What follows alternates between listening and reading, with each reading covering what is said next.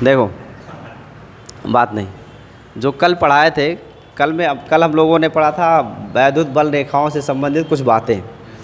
फिर मैंने कहा था कि जो रेखाएं अपेक्षित पृष्ठ से होकर जाएंगी उन रेखाओं को क्या कहेंगे हम, वैद्युत फ्लक्स। यानी सभी वैद्युत बल रेखाएं वैद्युत फ्लक्स में काउंट नहीं की जाएंगी, जो अपेक्षित पृष्ठ से होकर गुजरेंगी उन्हीं को केवल हम वैद्युत फ्लक्स कहेंगे, उसी की गणना करेंगे। तो ये परिभाषा हो गई थी, डेफिनेशन अच्छे से हम लोग कर लिए थे। आज हम लोगों को पढ़ना है कि फ्लक्स कैसे ज्ञात करेंगे। ठीक है, तो वैद्युत फ्लक्स के लिए फॉर्मूला पढ़ना है, फिर विभिन्न स्थितियाँ उसकी पढ़नी है कि अलग अलग परिस्थितियों में फ्लक्स की वैल्यू कितनी होती है, सबसे ज़्यादा फ्लक्स कब होगा, सबसे कम फ्लक्स का कब होगा, ये हमें पढ़ना है। ठीक है, तो हेडिंग लगा लीजिए, वैद्युत फ्लक्स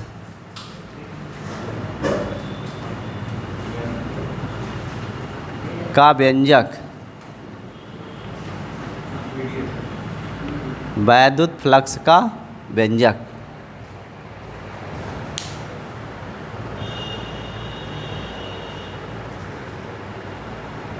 वैद्युत फ्लक्स का व्यंजक।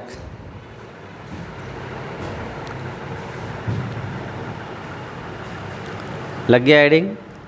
तो वैद्युत फ्लक्स का व्यंजक क्या है, ये हमें पढ़ना है। देखो वैद्युत फ्लक्स जो है वो आवेशों से ही संबंधित है। वैद्युत फ्लक्स का जो व्यंजक होता है उसको ऐसे लिखते हैं, closed integral of vector E dot vector D A.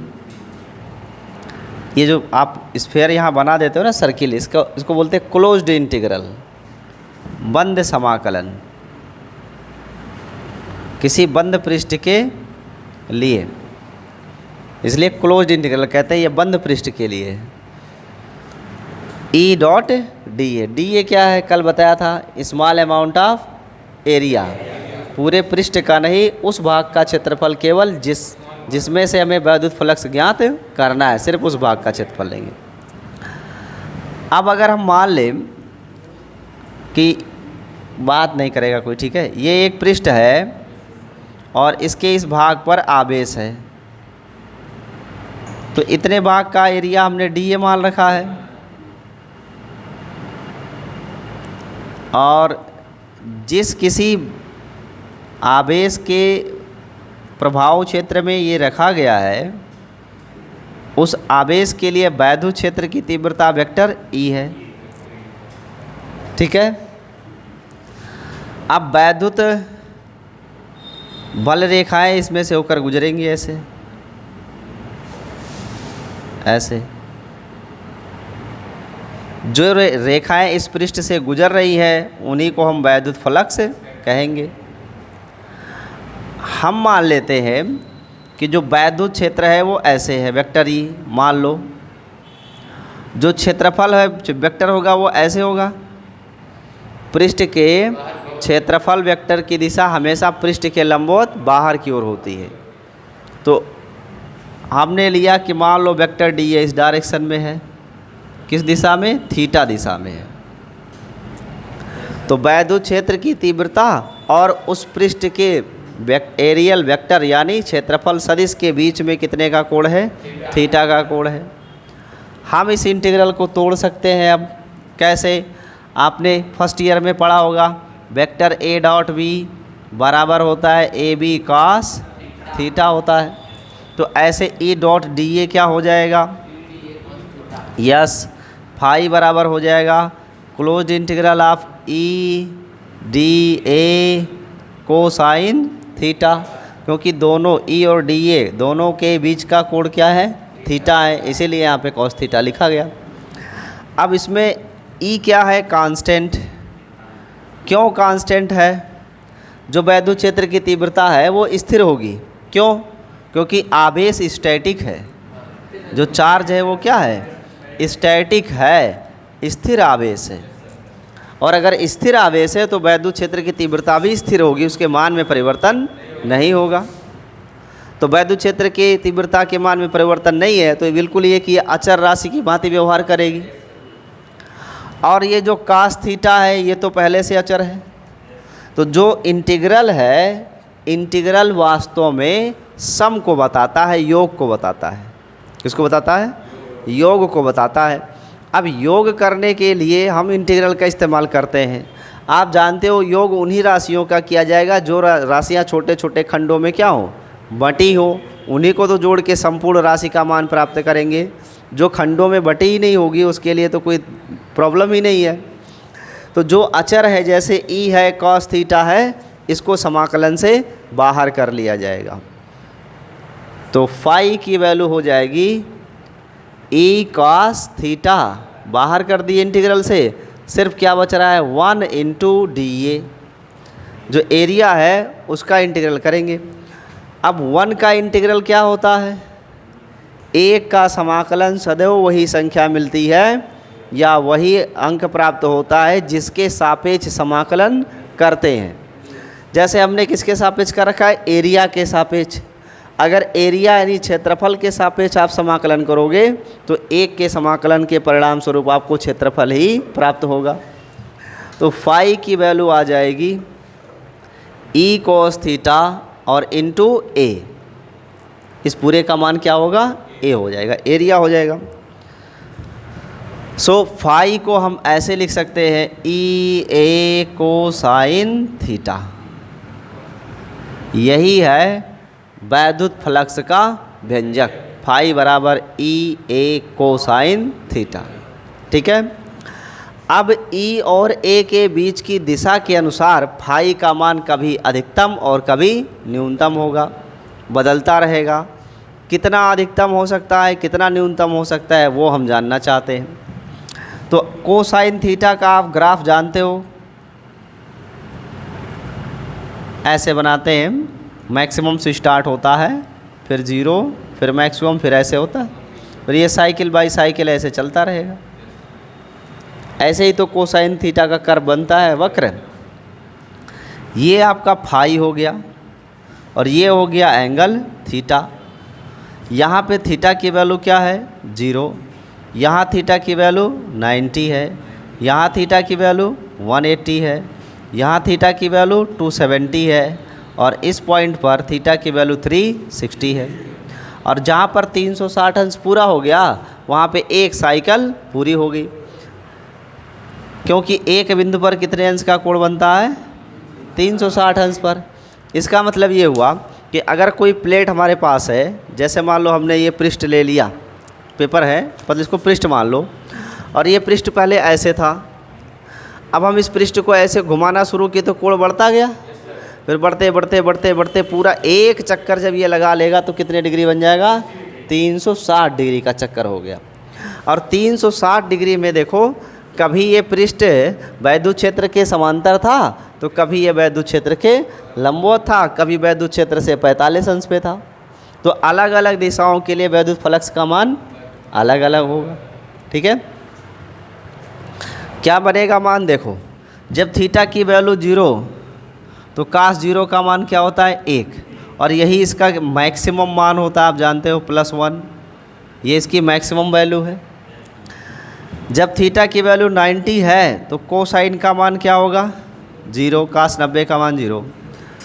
जब थीटा की वैल्यू 180 है तो कास 180 की वैल्यू ऋण 1 हो जाएगी, कास 270 की वैल्यू 0 होगा, यहाँ पे 0 ही तो है। फिर कास 360 की वैल्यू यहाँ पहुँच गए तो 360 पे हो जाएगा फिर से +1। अब अगर इन स्थितियों को हम इसमें रखें तो हमें क्या क्या मान प्राप्त होगा? अगर थीटा की वैल्यू 0 है तो ये कौन सी स्थिति है? थीटा की वैल्यू 90 है तो ये कौन सी स्थिति है? थीटा की वैल्यू 360 या 270 है तो ये कौन सी स्थिति है? इन्हीं स्थितियों को हमें अलग कर लेना है। तो विशेष स्थितियां देखो,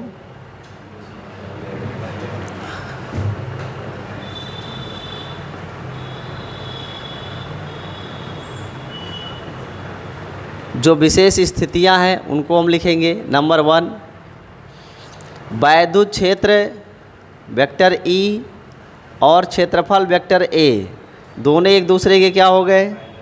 समांतर हो गए। यानी अगर ई और ये समांतर है तो ऐसा तब संभव है जब मान लो ये वैद्युत बल रेखाएं हैं और इनके लंबवत पृष्ठ को रखा गया हो ऐसे, तभी तो संभव है। और लंबवत पृष्ठ के लिए वैद्युत क्षेत्र की रेखाओं की दिशा जिस दिशा में है, इसका क्षेत्रफल वेक्टर भी उसी दिशा में होगा। तो यहाँ पर ई और ए दोनों क्या है, समांतर हैं, यानी वैद्युत क्षेत्र की तीव्रता और क्षेत्रफल वेक्टर दोनों एक दूसरे के समांतर है। तो यहाँ पर थीटा की वैल्यू क्या लिखेंगे, 0। क्यों? क्योंकि ये समांतर रेखाएं कभी एक दूसरे को काटेंगे ही नहीं, जब काटेंगे नहीं तो इनके बीच कोई कोण बनेगा ही नहीं। तो थीटा की वैल्यू क्या आ जाएगी, 0 आ जाएगी। कोई डाउट तो नहीं ना है? लेकिन इंटरेस्टिंग क्या है कि इंटरेस्टिंग ये है कि पृष्ठ लंबवत है किसके, ई के। वैद्युत क्षेत्र इस दिशा में अगर है तो पृष्ठ उसके लंबवत रखा गया है। तो ये लंबवत पृष्ठ से गुजरने वाली रेखाओं की संख्या सबसे ज़्यादा होगी। क्यों? क्योंकि cos 0 की वैल्यू मैक्सिमम होती है 1। तो फ्लक्स की वैल्यू क्या होगी, फ्लक्स फाई बराबर होता है ई ए cos थीटा।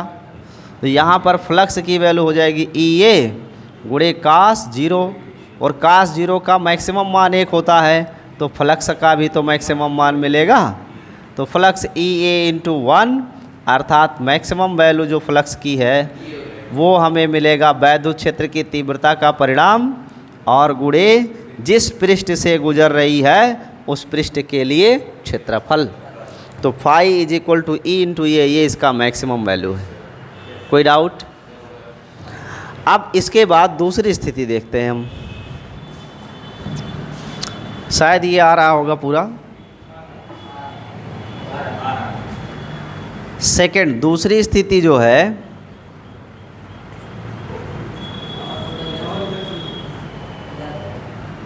चलो इतना नोट कर लो, फिर इसके आगे आपको हम बताते हैं, ठीक है? इतना नोट कर लीजिए। हाँ बिल्कुल, ग्राफ बनाओगे तभी तो स्पष्टता आएगी ना कि कहाँ पे 0, कहाँ पे 90, कहाँ 180।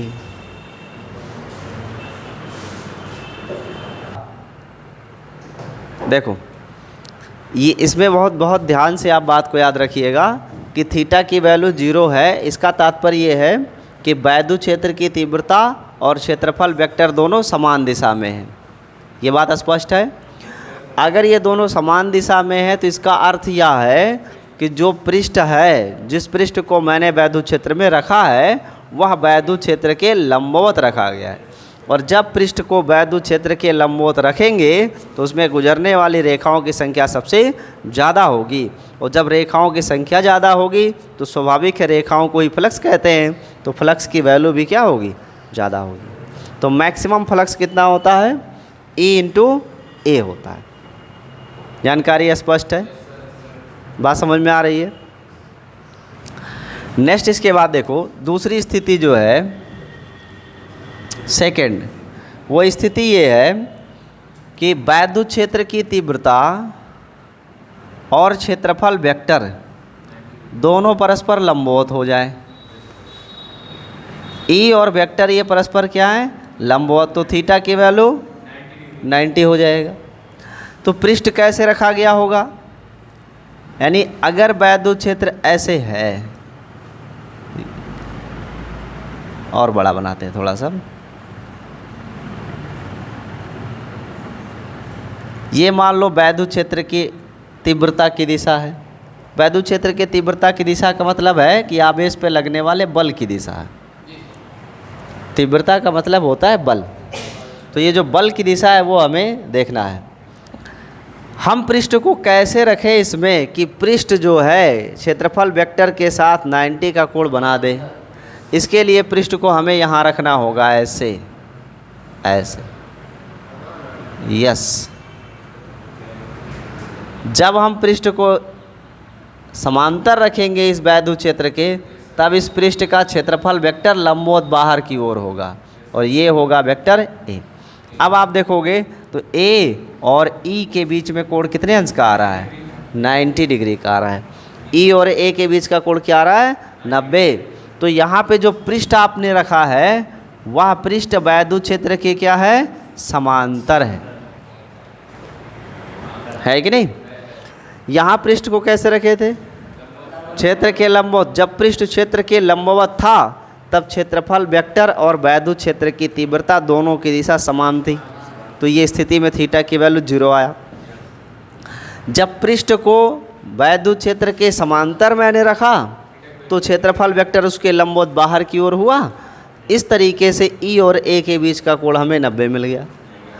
और cos 90 की वैल्यू क्या होती है, 0, और ये वैल्यू होती है मिनिमम।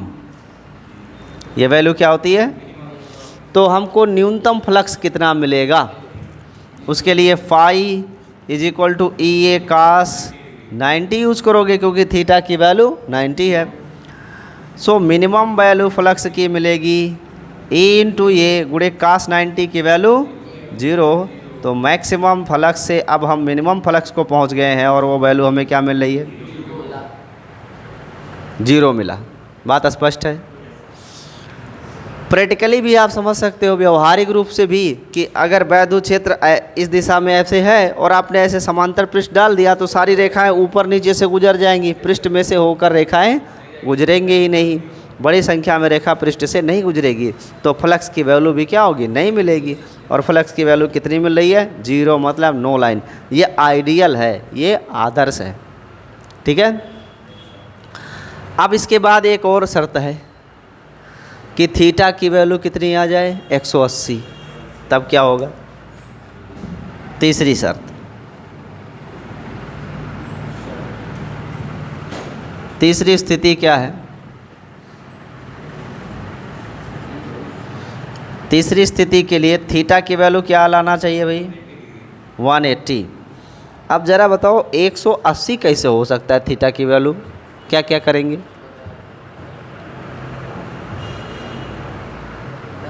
जब मतलब वैद्युत रेखाओं के ऊपर तो समानता ही हो जाएगा। नहीं, देखो 180 आने का तात्पर्य यहाँ पर ये है कि ये आप वैद्युत क्षेत्र की दिशा कंसीडर करते हो, पृष्ठ को हमने इसके लंबवत लिया ऐसे, लेकिन हम फ्लक्स निकाल रहे हैं विपरीत दिशा में, तब यहाँ पर ई और ए के बीच का कोण क्या बनेगा, 180। जब क्षेत्रफल वेक्टर और तीव्रता दोनों एक दूसरे के विपरीत होंगे। हाँ, अरे मेरी बात तो पूरी सुनो, अपने में निर्णय क्यों खुद ले लेते हो आप कि नहीं गुजरेंगी, गुजरेगी ना, पहले सुनो तो सही, वही तो बताना है आपको।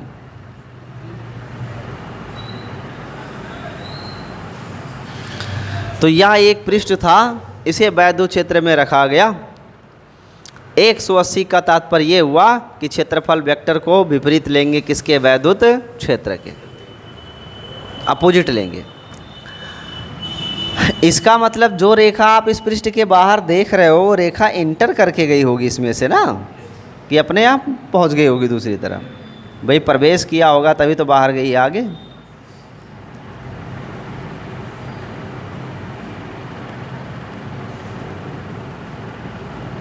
पहले ये रेखा इसमें इंटर ही की होंगी, प्रवेश की होंगी, फिर बाहर निकल गई होंगी।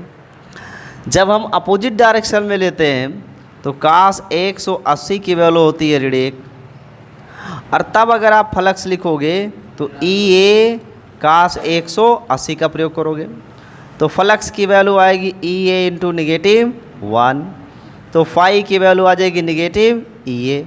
प्राप्त हुआ कि नहीं। और जब फॉरवर्ड डायरेक्शन में लेते हैं तो यही फाई की वैल्यू क्या मिलती है, ई ए। देखो ये वाला स्थिति है कि क्षेत्रफल वेक्टर और क्षेत्र दोनों समान हो तो ई ए, और दोनों अपोजिट हो गए तो निगेटिव ई ए। यहाँ से हम निर्णय ले सकते हैं कि जो वैद्युत बल रेखाएं पृष्ठ में प्रवेश करती हैं उनके लिए फ्लक्स ऋणात्मक, और जो बाहर जाती है उनके लिए फ्लक्स धनात्मक होता है। क्लियर है। तो ये एंट्री है और ये आउटपुट है। इस तरीके से नेट फ्लक्स देखा जाए तो कितना होगा, नेट फ्लक्स, तो निगेटिव पॉजिटिव मिलके जीरो हो जाएगा, ऐसा लगेगा पर होना नहीं चाहिए। क्यों? क्योंकि ई ए तो दोनों ही रहेगा ना, तो इसको 2 लिख लेते हैं। और ये कहाँ यूज करेंगे? समतल आवेशित प्लेट के लिए, समतल आवेशित प्लेट। जो चादर होती है ना, समतल आवेशित चादर, उसका कॉन्सेप्ट हमें पढ़ना है, उसमें इसका उपयोग करके 2 लिखेंगे। प्लस माइनस से पड़ जाएगा ना 2 सॉरी, नेट नहीं, टोटल है ये। हाँ, टोटल फ्लक्स। और जब नेट फ्लक्स निकालेंगे तो जीरो आएगा, क्योंकि निगेटिव पॉजिटिव की परिणामी वैल्यू